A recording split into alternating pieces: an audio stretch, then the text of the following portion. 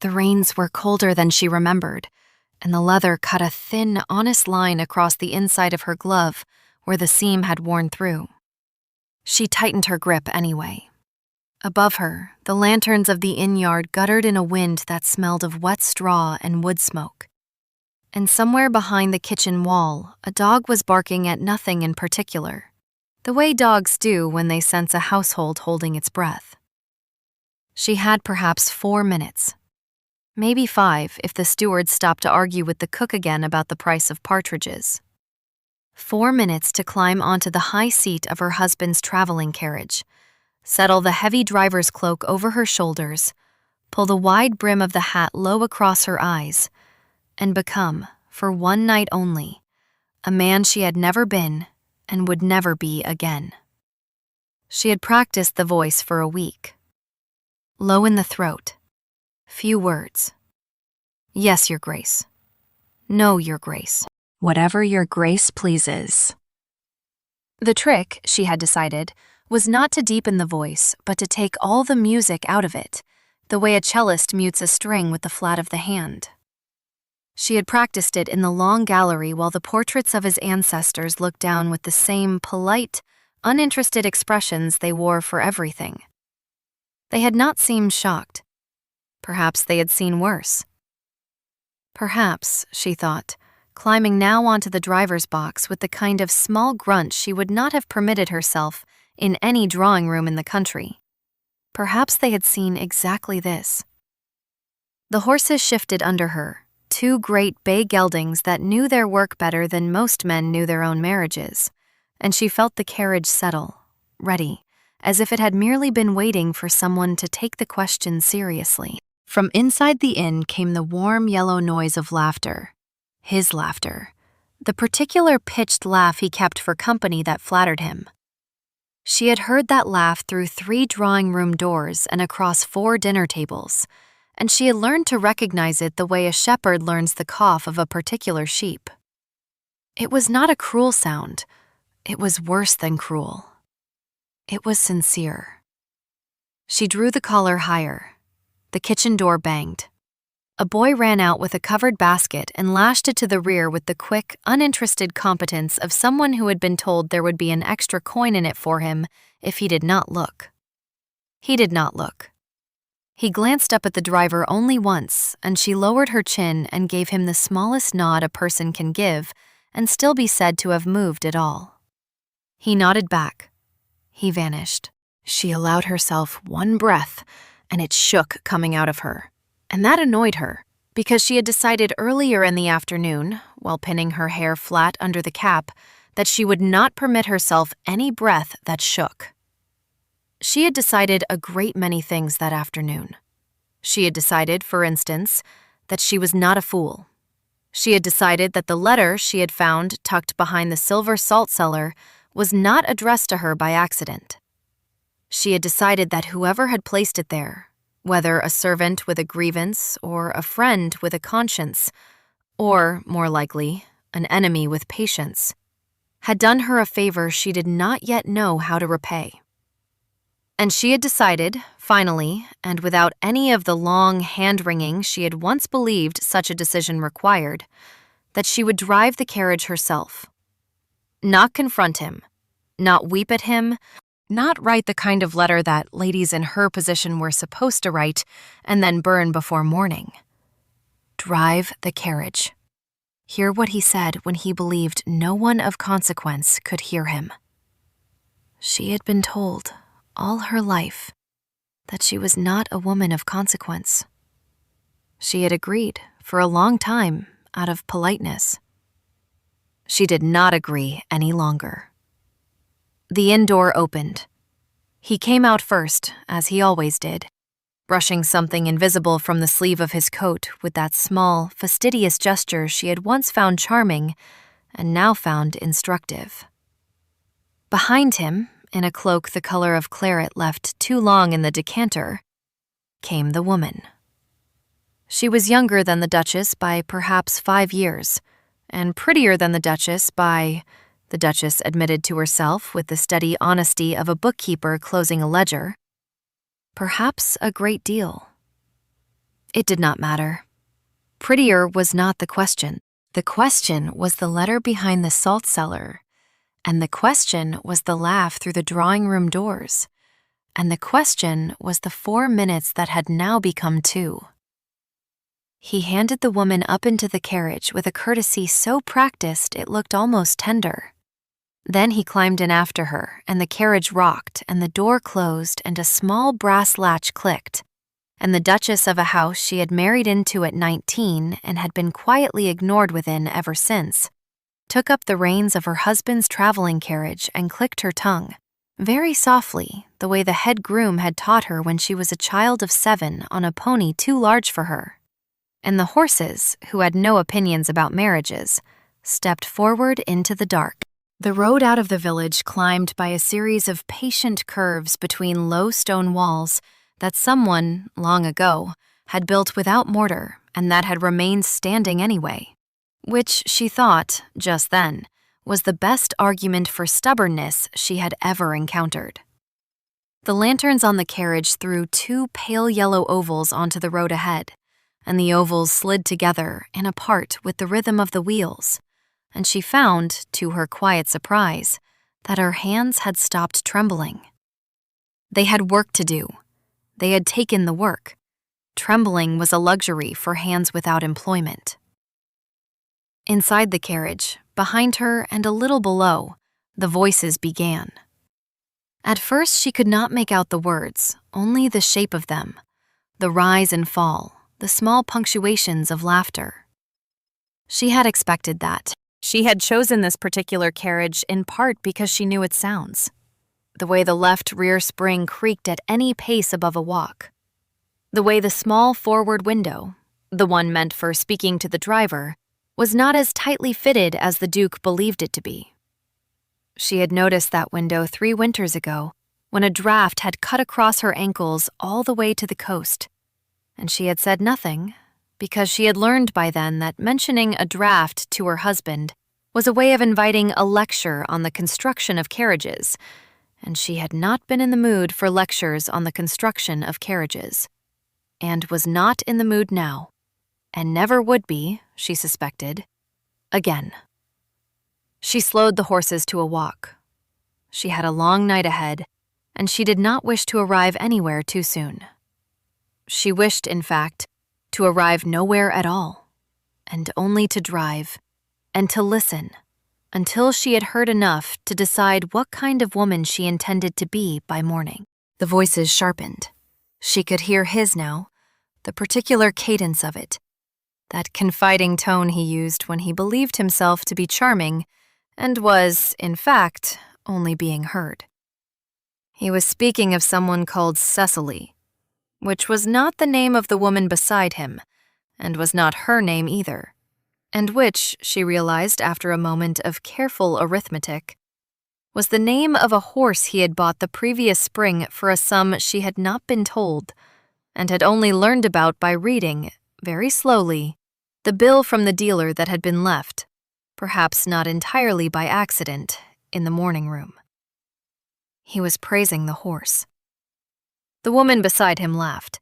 A low, warm laugh that was, the Duchess noted with a curious absence of feeling, a perfectly nice laugh. There was nothing wrong with it. It was the laugh of a woman who had been told, often and credibly, that her laugh was charming. The Duchess felt, briefly and without bitterness, that she would have liked to have been told such a thing once or twice in her life. She had been told instead that she was sensible. She had been told that she was suitable. She had been told, on the morning of her wedding, by an aunt who meant well, that she was lucky. She had agreed with the aunt because the aunt had been crying. She had not, she realized now, agreed with the aunt since. The carriage took the long curve by the old chapel, where the road dipped and the wind off the fields shifted and brought with it the smell of cut hay and damp stone. And the small forward window, the one her husband did not know, rattled, and through it she heard him say, very clearly, as if he had leaned forward to deliver the line and meant it to carry, "My dear, you must allow me to drink your health." There was a small sound of glass which surprised her, because she had not known he had brought glasses. He had brought glasses. Of course he had brought glasses. She almost laughed, and then she did laugh, once, under the brim of her hat. A sound so small the horses did not hear it. He had brought glasses. He had planned the toast. He had rehearsed it, perhaps, the way she had rehearsed her voice. They were, she thought, more alike than either of them had ever cared to admit. The difference, only and entirely, was that he had rehearsed in front of a mirror, and she had rehearsed in front of the portraits, and the portraits, in the end, had given better advice. "To your eyes," he said, and she heard the glasses touch, a small bright sound like a coin dropped on marble.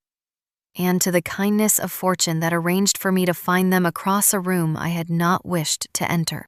She had not wished to enter that room either, she remembered.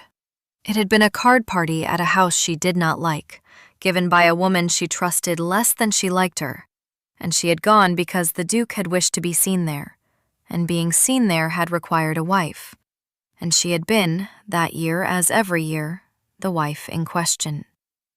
She had stood by the fire for most of the evening because the fire was the only honest thing in the room, and she had spoken little because she had nothing she wished to say to anyone present. She had watched her husband cross the room 3 times to fetch wine he did not drink, and she had understood, without making any fuss about understanding, that he was crossing the room to be seen crossing it by a particular pair of eyes in a particular corner. She had not, at the time, identified the eyes. She had thought it beneath her to look. She regretted that now, mildly, the way one regrets not having taken an umbrella. The woman in the carriage said something the Duchess could not quite catch, and the Duke laughed his sincere laugh, and then he said, and here the Duchess slowed the horses a little further, because she wished to hear this clearly. "My wife, you understand, is a very good woman." There was a pause. The Duchess waited for the rest. There is always a rest after such a sentence. "A very good woman, but..." "A very good woman, however." "A very good woman, and yet..." He chose, after consideration, "and yet." "A very good woman," he said, "and yet not a woman, if you take my meaning, of any particular weather." The woman in the carriage laughed, gently as if she were not certain she was meant to. He warmed to it. "She is," he said, "a fair day in a country with no seasons. One is grateful, of course. One does not complain of a fair day. But one does not," he said, "write poems about it." The Duchess held the reins. The horses, sensing nothing of any of this, walked on. She found, to her own quiet astonishment, that she was not angry. She was something else. She was, she decided after a moment of careful internal inquiry, interested. She was interested in the man who had just said that about her. She was interested in the woman who had laughed at it. She was interested, most of all, in herself, in the very good woman with no particular weather who was at this moment driving them both down a dark road with a hand that did not tremble and a voice she had practiced for a week, and a letter, folded twice, inside the lining of her coat. A fair day, she thought. Very well. She had never minded fair days. She had, in fact, always rather liked them. She had liked their evenness, their refusal to make a fuss. She had liked that they did not demand to be written about. She had liked that they got things done. Bread was baked on fair days, roofs were mended on fair days, children learned to ride on fair days. Storms, in her experience, mostly broke things. She let the horses lengthen their stride a little. There was a long, straight stretch ahead between 2 hedgerows that had been let grow tall, and the moon, which had been considering the matter for some time, finally committed to the sky and laid down a thin silver light along the road. He was talking again. He was telling the woman about a house. He had, it seemed, a house in mind for her. A small one, very pretty, with a garden, in a part of the country where he was unlikely to be seen by anyone who would carry the news home. He named the village. The Duchess knew the village. She knew, in fact, the house. It was a house her own grandmother had once lived in as a girl, before her grandmother had married up and out and into the world that had eventually produced the Duchess herself. The Duchess had visited that house twice in her life. She remembered the kitchen garden, which was south-facing and obliging, and the well, which was deep and cold, and the small parlor, where there had been a clock that struck the hour with a soft, apologetic note, as if it did not wish to interrupt. She had loved that clock. She had loved the village. She had not known, until this moment, that the house was for sale, or that her husband had bought it, or that he had bought it for this purpose. She filed each of these facts away with the calm of a woman organizing her linen cupboard. She did not slam any drawers. She closed them all, neatly, one after another. There would be time, later, to take everything out again and look at it in daylight. The road forked. She took the longer way without hesitation. She had decided, somewhere between the chapel and the hedgerow, that this carriage would not arrive at any inn that night. It would drive. It would drive for as long as the horses could comfortably bear it, and then it would stop in a place of her choosing, not his, and the doors would open, and the night would do what the night did. She did not yet know what the night would do. She trusted the night to know its own business. The wind came up against them as they crested the small rise above the river, and she had to lean into it, the heavy cloak pulling at her shoulders, the hat brim threatening to lift, and she pressed her chin down and kept her hands quiet and let the horses find their own rhythm down the long slope toward the bridge. The bridge was old and narrow and made a particular sound under wheels, a deep, low thrum that came up through the boards into the bones of the carriage, and she felt that sound enter her chest and settle there, steady as a second heartbeat. Below the bridge, the river ran black and fast, full from the recent rains, and she could hear it muttering to itself the way rivers do at night, as if it were rehearsing a complaint it intended to deliver to the sea. Inside the carriage there was a small lull. He had finished, for the moment, with houses. The woman had asked him something the Duchess could not catch, and the Duke had answered with a long considered silence, the kind of silence he used in the house when he wished to be thought to be weighing matters of state, and which the Duchess had long ago identified, in private, as the silence of a man waiting for an answer to occur to him. When the answer occurred to him, he gave it. He said, "You must not think me unkind. I am not unkind. I have never, in all the years of our marriage, raised my voice to her. I have never struck her. I have never," he said, with a small flourish of self-approval that the Duchess could hear as clearly as if he had drawn it in chalk on the inside of the window, "denied her any pleasure she has thought to ask for. The trouble," he said, "is that she has never thought to ask." There was a pause. The woman, to her credit, did not laugh this time. The Duchess found herself rather warming to the woman, in a distant, professional way, the way one might warm to a competent stranger encountered on a long journey. The woman said, very quietly, "Perhaps she has asked, Your Grace, and you have not heard her." The Duchess almost dropped the reins. She did not. Her hands were better than that. But something inside her, some small held thing that had been held for so long she had forgotten she was holding it, loosened a single notch.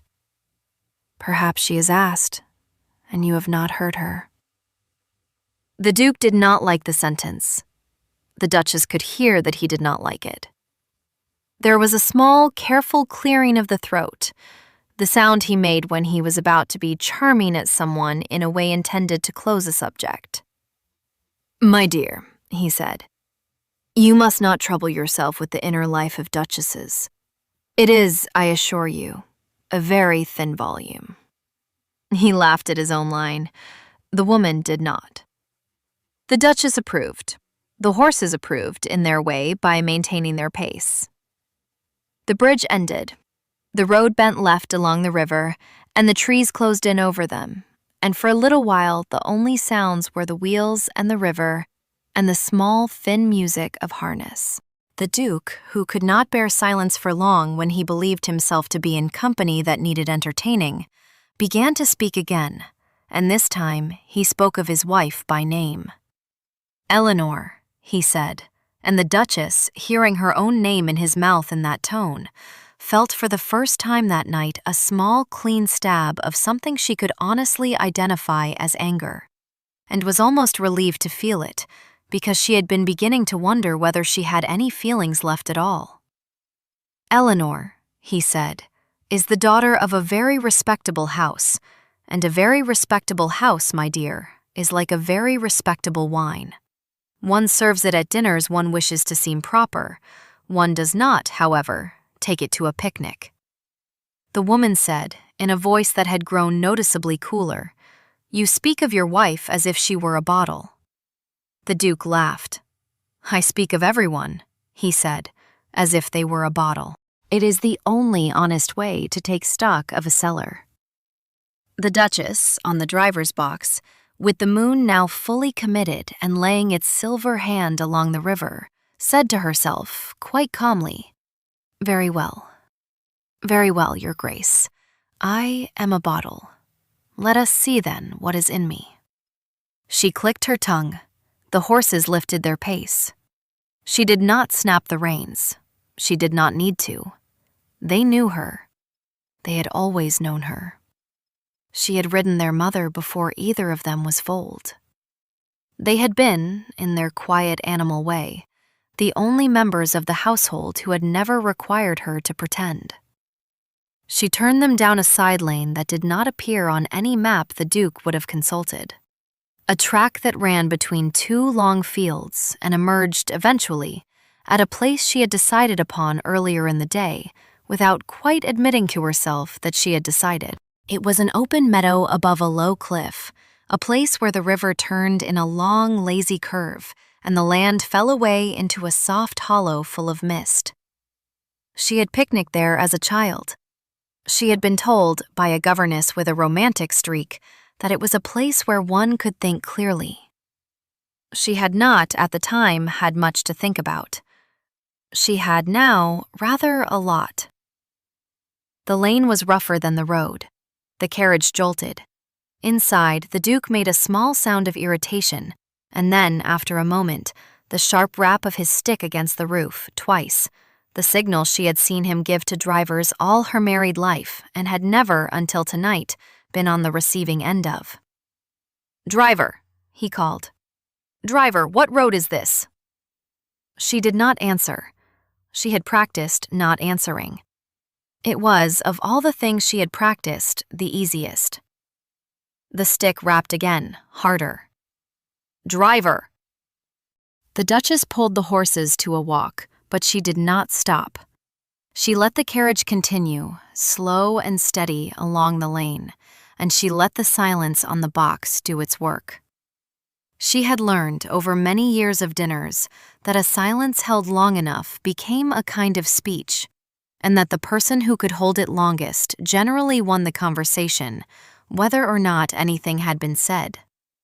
The Duke could not hold a silence. He had many gifts, and she had, in her fairer moods, acknowledged them. Silence was not among them. After a moment he rapped again, and then, when she still did not answer, he opened the small forward window himself, the one he believed to be tightly fitted, and the cold air of the meadow came into the carriage, and his voice came out of it, sharper now, with the edge he used on footmen who had failed to anticipate him. "I asked you a question," he said. "Where are we?" She had a choice then. She could continue not to answer, and let the silence carry them further into the meadow, where the road ended at the edge of the cliff, and the carriage would have to stop because the land itself stopped. Or she could answer in the voice she had practiced, the flat, musicless voice, and buy herself a little more time.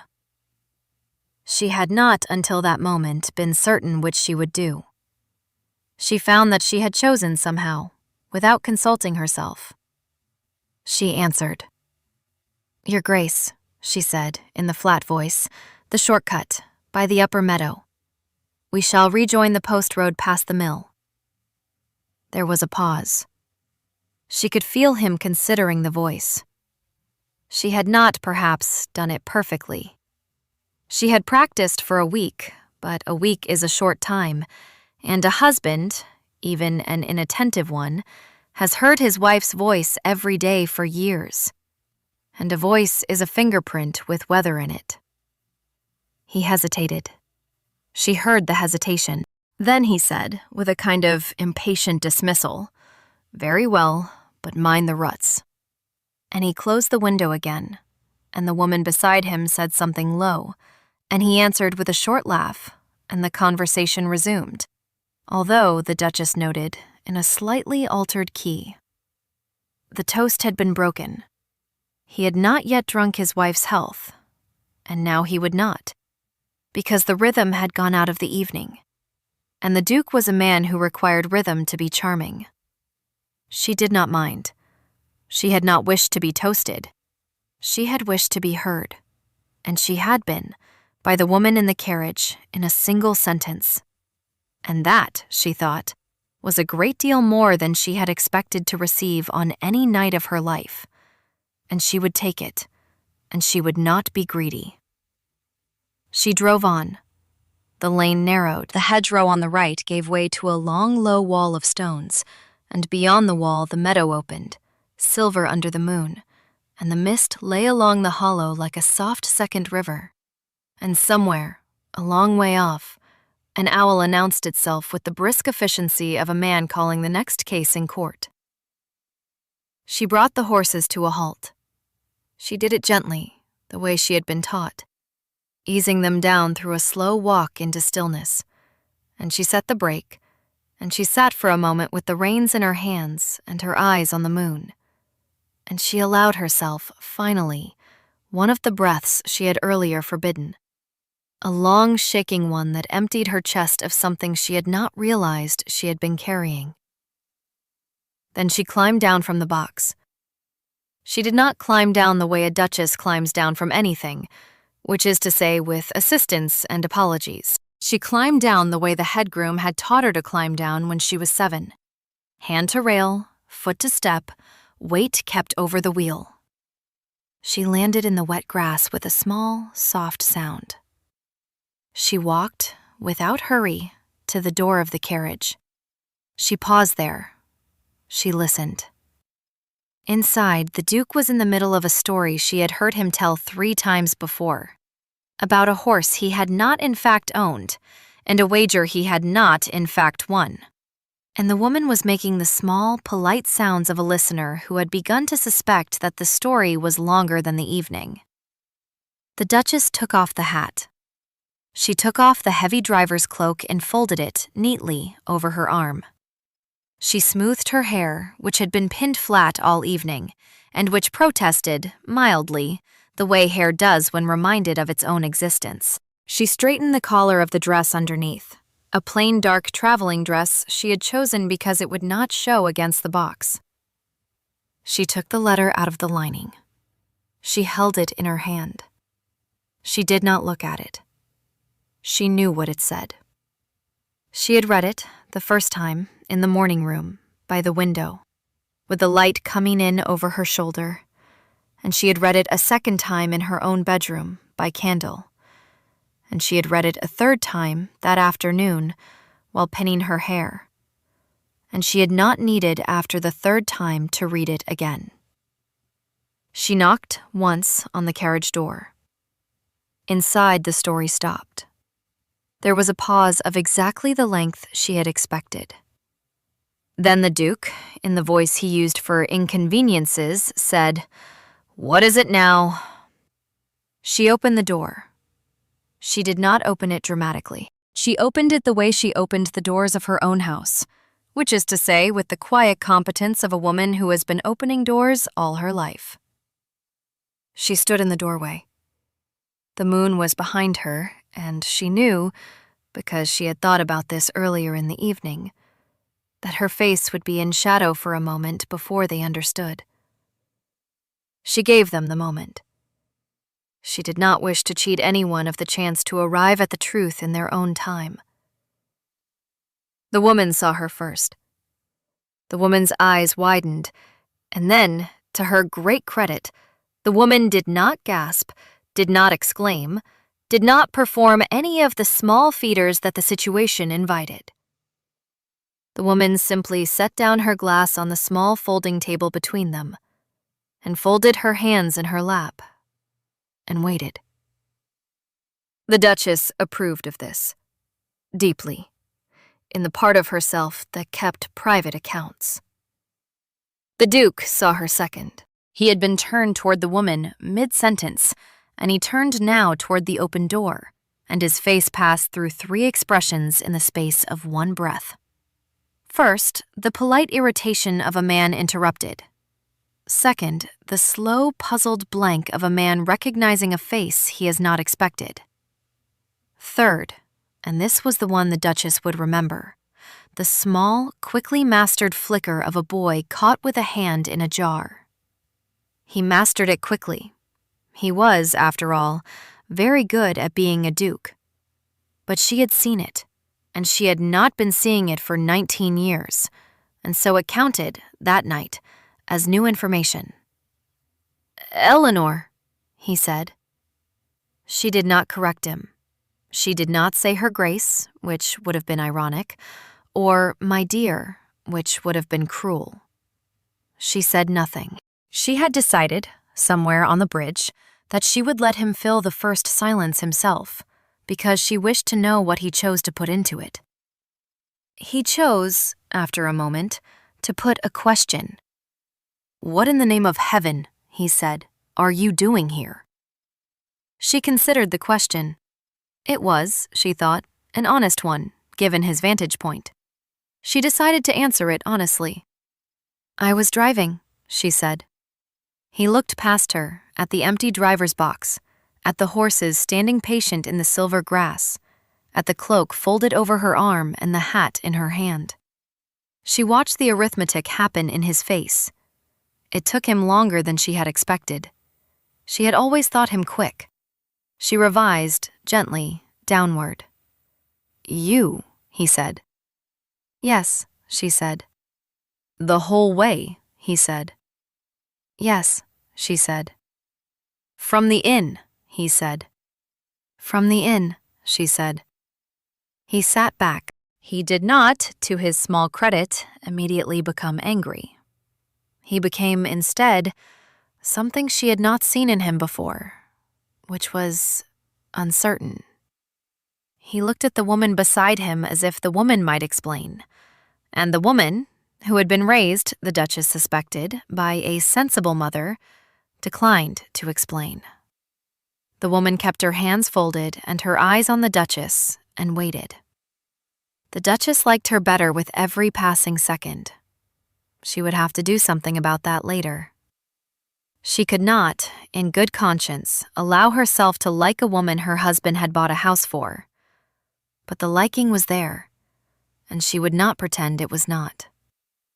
She was finished, that night, with pretending.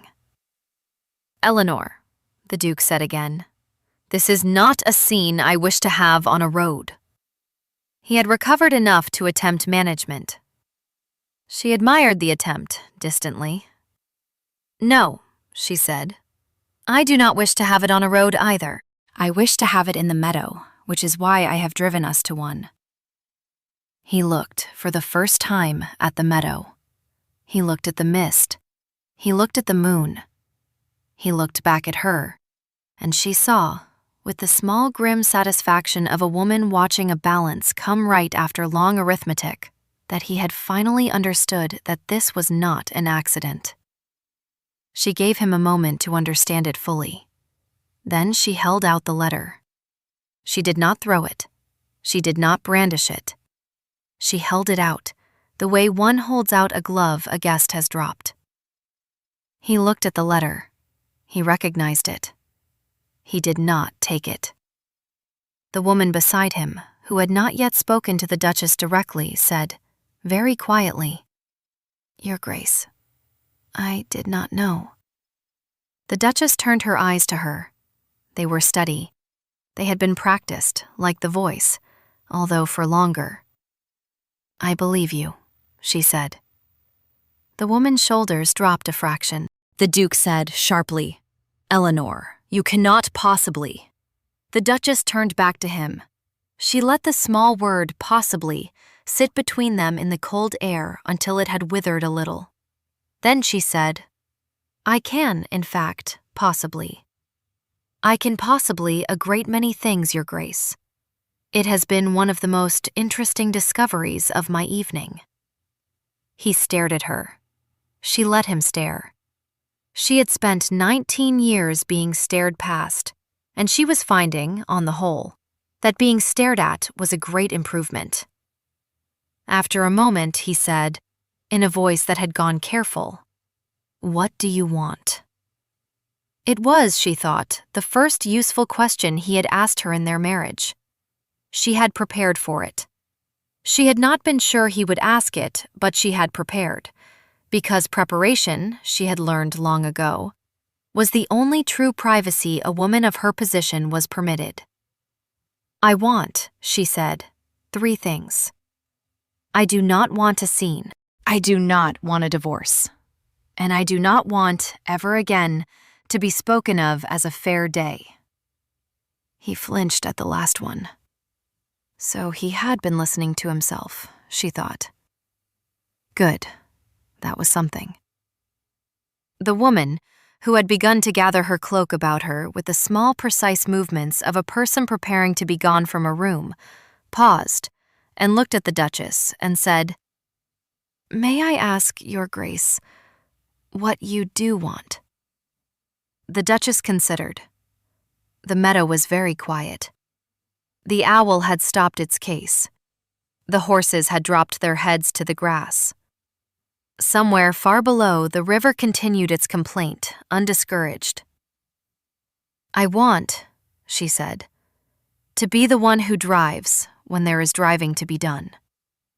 I want the house in the village to be put in my grandmother's name, which is also mine, and I want the key, and I want it not to be a secret. I want my husband to remember, when next he is tempted to describe me to a stranger, that strangers occasionally have ears, and that ears occasionally belong to people who think.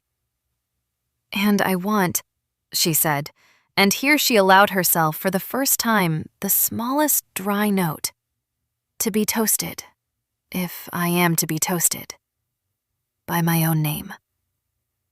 There was a long silence. The Duke, who had been preparing several speeches, abandoned all of them, one after the other. The woman, who was not, after all, a fool, said, "Your Grace, I think I should walk back to the inn." The Duchess looked at her. "It is 3 miles," she said, "and the road is dark." The woman said, "I have walked further in worse company." The Duchess smiled, very faintly. It was the first smile she had permitted herself since the kitchen door had banged. "Take the lantern from the box," she said. "The boy at the inn will see you safely in. Tell him the Duchess sent you, and that there is to be tea, and that the partridges are not to be argued about further tonight." The woman inclined her head. She climbed down from the carriage with a neatness the Duchess approved of. She took the lantern. She paused at the edge of the lane and turned and said, "Your Grace, for what it is worth, I am sorry." The Duchess said, "I believe that too."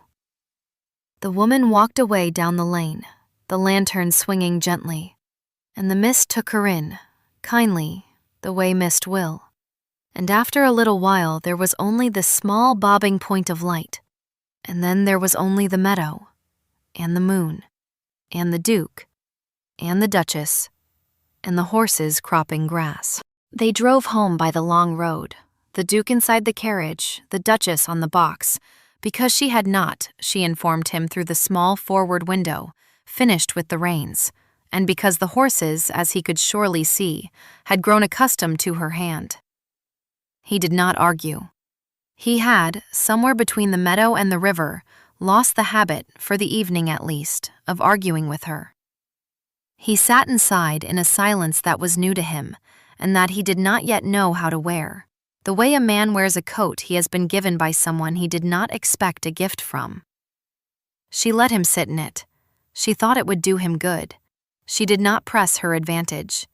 She had learned, watching him manage other people for 19 years, that the worst thing one could do with a sudden advantage was to use it loudly. The quiet uses lasted longer. The dawn came up while they were still on the road. It came up the way fair days do, without fuss. A slow gray lightning that turned, by small degrees, into a thin pink, and then into a clean, honest gold that lay along the tops of the hedgerows and made the wet leaves shine. The Duchess watched it come. She had not watched a dawn from outside in a long time. She had watched many from her bedroom window, through glass, which is not the same.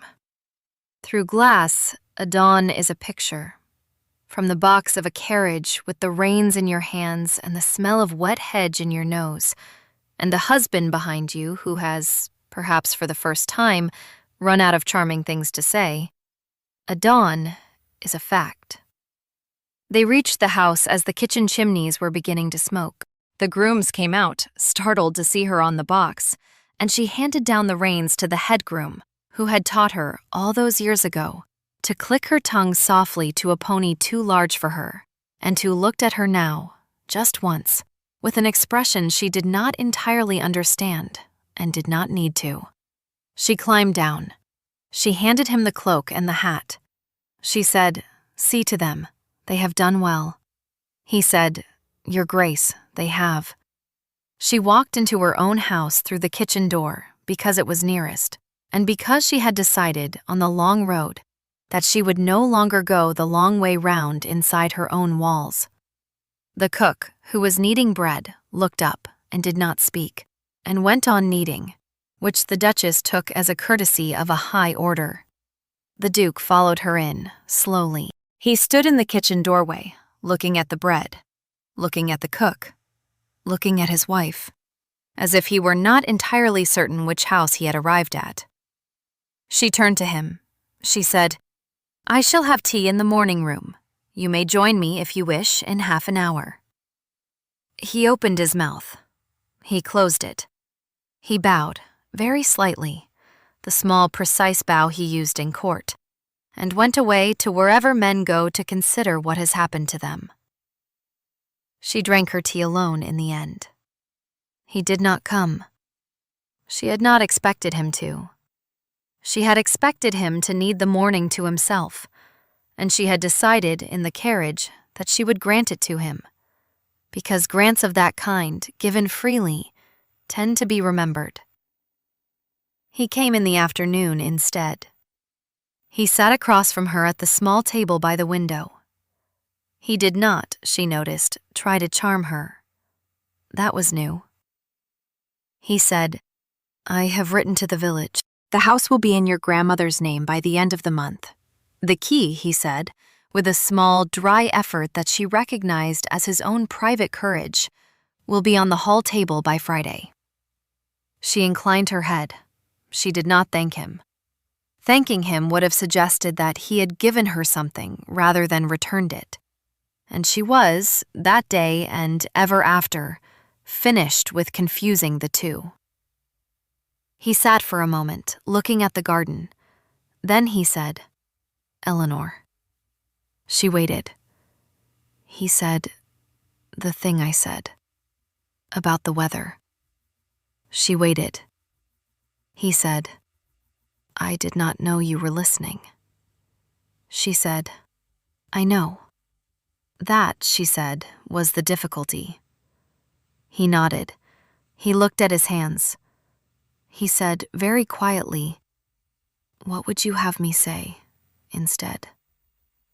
She thought about it. The garden was full of the small, late roses that bloomed in their walled corner regardless of who was watching. The clock on the mantel, which had been her mother's, struck the hour with a soft, apologetic note, as if it did not wish to interrupt. "I would have you say," she said, "nothing about the weather at all. I would have you say, if you must speak of me to strangers, that I am a woman who can drive a carriage through the night and bring it home by the long road. That," she said, "is true, and it is not flattery, and it is the kind of thing a person can live inside." He looked at her for a long moment. He did not, to his credit, attempt a clever answer. He said only, "Very well." He stood. He bowed, again, that small, precise bow, and this time, she thought, it was not for court. He went out. She finished her tea. The roses went on with their business.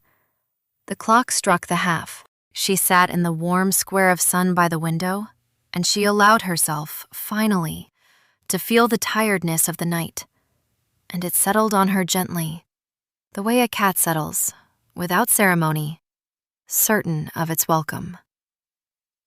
It broke quietly then, the thing that had been holding her upright since the kitchen door had banged.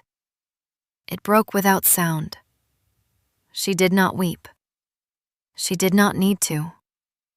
She only sat and breathed and watched the roses and felt, for the first time in 19 years, that she was at home in her own house, because she had, at last, arrived in it on her own terms.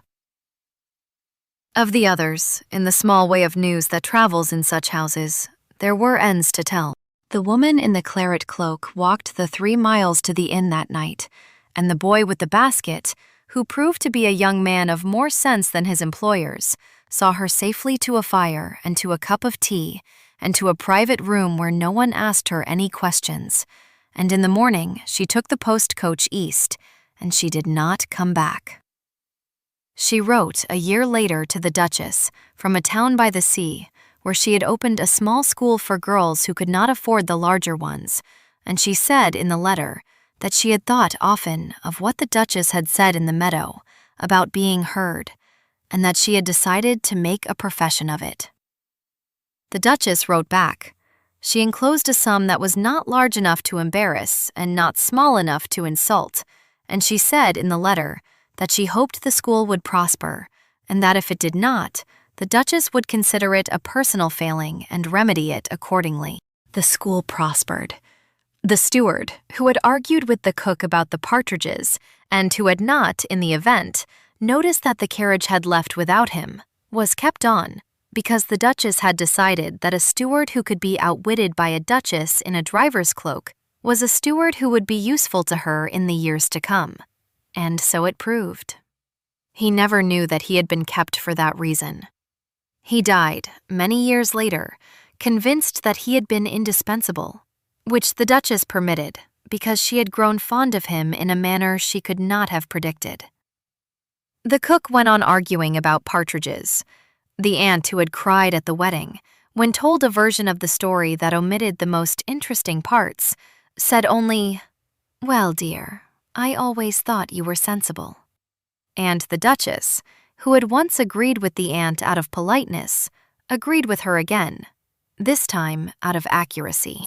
The head groom, who had taught a child of 7 to click her tongue softly to a pony too large for her, lived long enough to teach the same trick to the Duchess's first daughter, who learned it more quickly than her mother had, and who, in the way of daughters, took it entirely for granted. The horses, the 2 great bay geldings who had walked through a marriage one night without opinions, lived out their lives in the home pasture and were buried under the oak at the corner of it, which the Duchess visited, occasionally, with an apple in her pocket, out of habit. The Duke. Of the Duke there is less to say, and more, and both are true. He did not become overnight a different man. Such men do not. He became, by small degrees, a man who looked at his wife when she spoke, and who, when he spoke of her, chose his words as one chooses words for a person who might, at any moment, be listening from an unexpected seat. He did not write poems about her.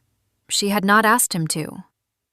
He did, on the anniversary of the night in the meadow, every year for the rest of his life, raise a glass at his own table and say, "To my wife, who drives."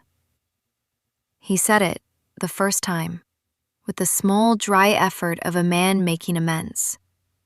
He said it the last time, with the simple ease of a man stating a fact he had grown proud of. The Duchess each year inclined her head and drank and said nothing, because she had learned by then that the best toasts are the ones that do not require an answer.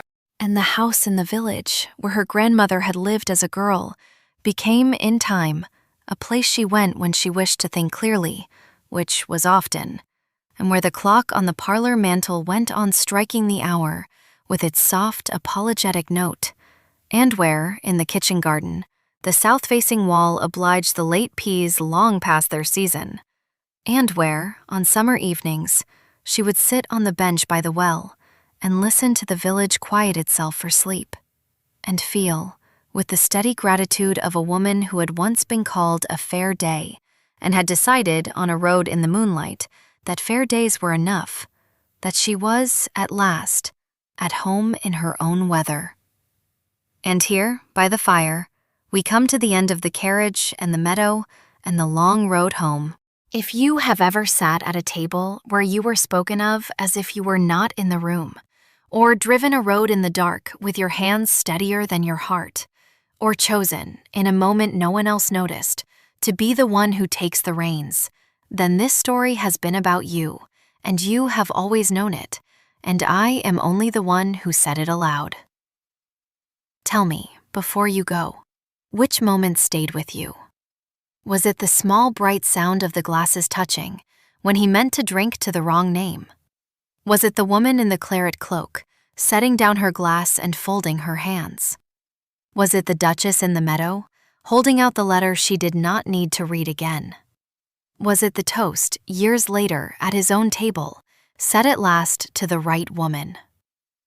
Sit a while longer, if you can. There is another fire, and another story, and another carriage somewhere on another road, and I would be glad of your company when the kettle is ready again. Until then, sleep gently, travel kindly, and if anyone ever calls you a fair day, smile, and take the reins, and drive.